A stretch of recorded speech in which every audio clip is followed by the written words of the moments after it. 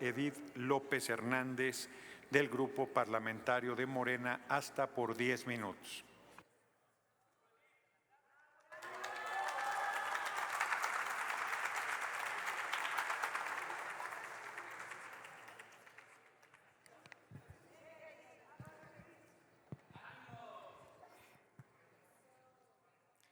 Con su permiso, señor presidente. Lioshuke, Childacta Amtel, Yunsteclomal, México. Senadoras y senadores, hago uso de la palabra. Tashik Opoj. Lioshuke, Juntot, Junme, Hvishom Tak, Chiltak Tachiel, Tsebetik Keremetik. Kolavalik Timuyuk. La lumzahik, tita sael ti ich el tamuke, akomi hoy ti il bajinele, muyuk la chibajik, hoy ti utilanele, hoy ti chocopolcoptaele, tana li oyotique.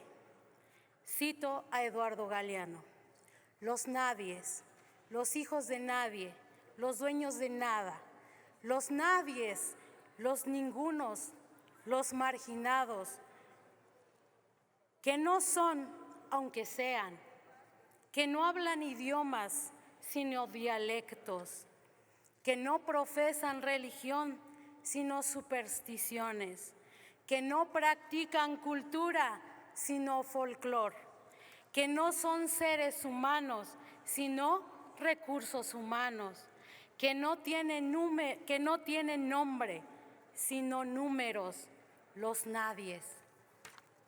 Hoy, 24 de septiembre, nos encontramos en este recinto para abordar un tema de vital importancia para el futuro de nuestra nación, la discusión y posterior aprobación al dictamen por el que se reforma, adiciona y deroga el artículo 2 de la Constitución Política de los Estados Unidos Mexicanos en materia de pueblos y comunidades indígenas y afromexicanos.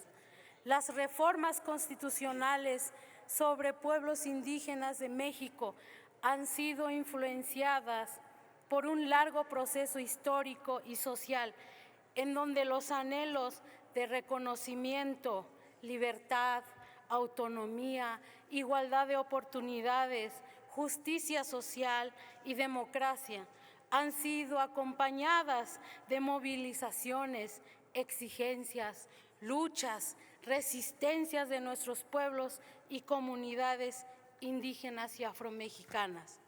A finales del siglo XX surgieron varios movimientos indígenas que comenzaron a exigir un reconocimiento más amplio de nuestros derechos. El levantamiento del Ejército Zapatista de Liberación Nacional en 1994 fue un hito importante demandando autonomía y derecho para nuestros pueblos indígenas.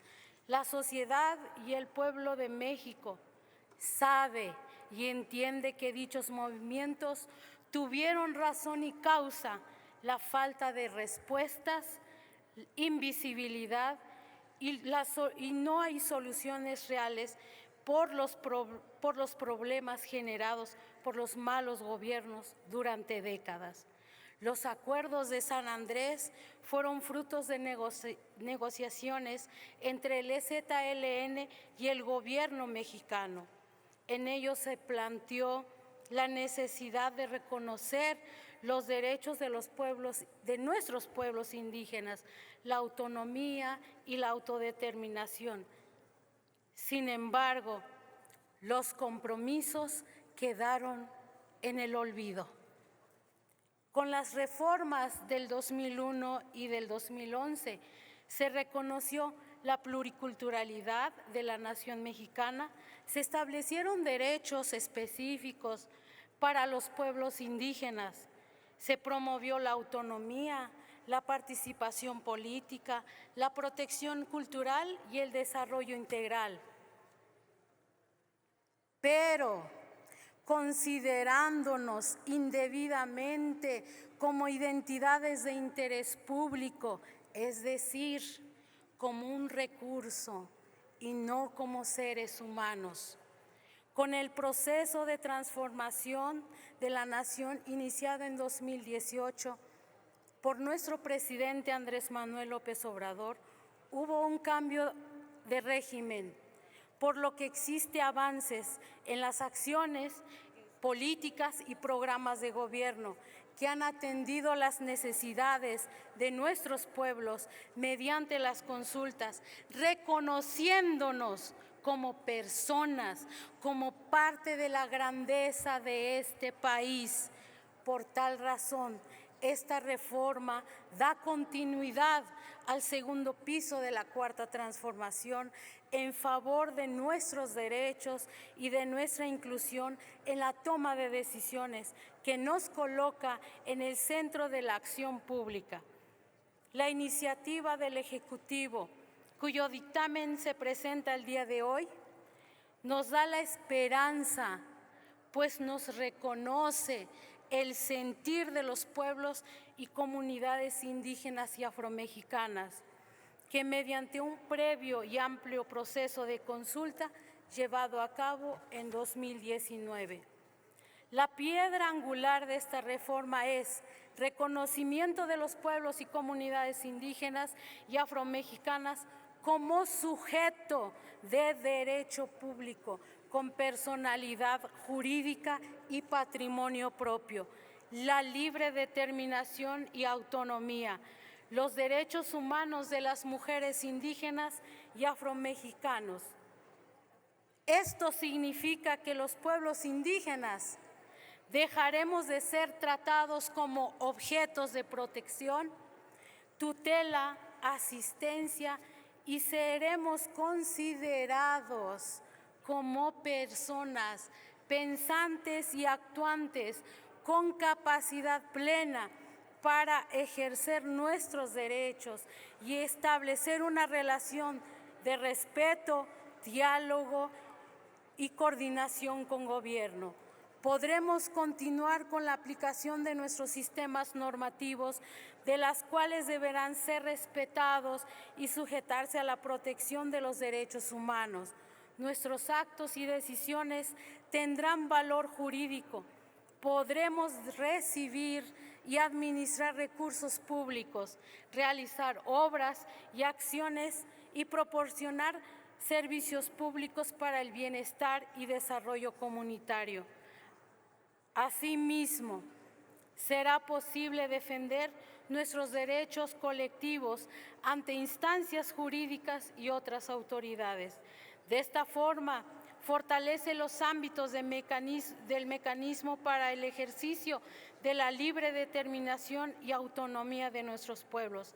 En cuanto a las formas de gobierno y de organización social, la jurisdicción indígena y capacidad de sus autoridades para ejercerla, el patrimonio cultural, el fortalecimiento de las lenguas indígenas y propiedad colectiva.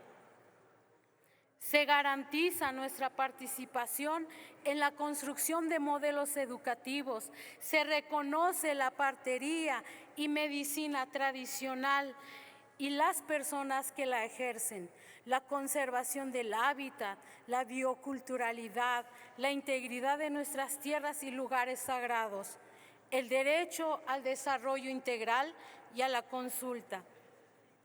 Esta reforma reconoce y protege nuestros derechos humanos de las mujeres indígenas y afromexicanas, el derecho a la participación efectiva en condiciones de igualdad, en los procesos de desarrollo, en el acceso a la propiedad y posesión de la tierra, en la toma de decisiones de carácter público, en la participación y representación política con paridad y pluriculturalidad, en la elección de autoridades o representantes desde su diversidad, en el desempeño de cargos públicos y en la representación de los ayuntamientos, así como en la garantía de los derechos laborales de jornaleras agrícolas, trabajadoras del hogar, el acceso a la educación, a la salud y becas educativas, además de reconocer y garantizar el fortalecimiento de los derechos de la niñez, adolescencia y juventud indígena,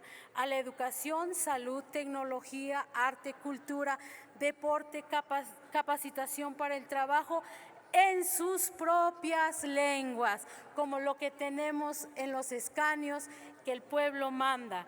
En la cuarta transformación, estas reformas constitucionales son un marco claro de orientación para la expedición de una ley general y las leyes secundarias que articulan las normas y mecanismos que garanticen el respeto, la protección y el pleno ejercicio de los derechos reconocidos de los pueblos indígenas y afromexicanos.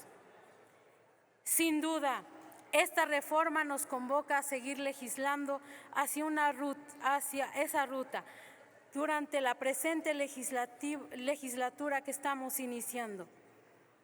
Nunca más un México sin nosotras y nosotros. Nuestros pueblos y comunidades, reiteramos una vez más, somos sujetos de derecho y no objetos de museo. Vivan los pueblos indígenas y afromexicanos. ¡Viva! ¡Viva la cuarta transformación! ¡Viva! ¡Viva Andrés Manuel López Obrador! ¡Viva! ¡Viva nuestra presidenta Claudia Sheinbaum Pardo! ¡Viva! ¡Viva México! ¡Viva! Colabalik. Muchas gracias, senadora López Hernández.